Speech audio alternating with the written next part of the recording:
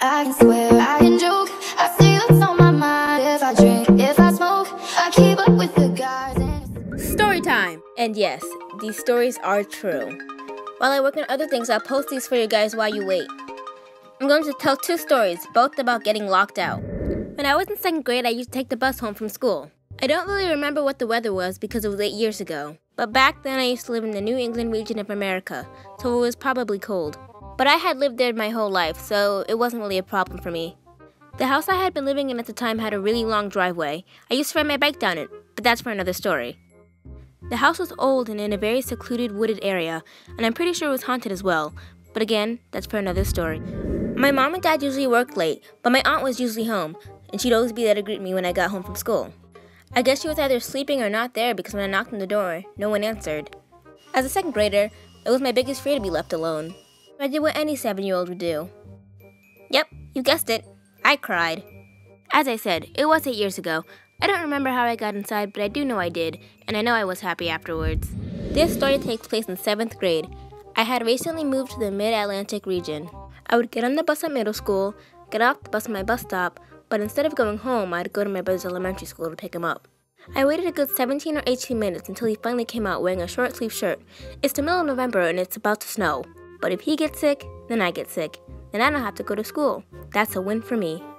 Usually our walks from school would consist of us speaking about how stupid our teachers are, or what video games we would be playing instead of doing our homework.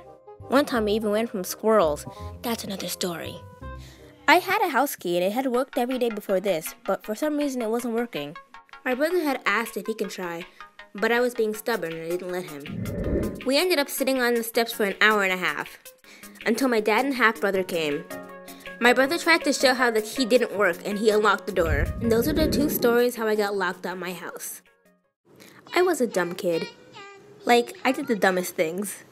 I remember that me and my cousin would throw a paper bag out the window that would run back inside before we got caught. I also planted M&Ms in my backyard because I thought it would grow a tree. But I'm going to tell you a story of a weird and stupid fear I had. I was scared of squirrels until the 7th grade. Like, I used to miss the school bus because there was a squirrel on the street.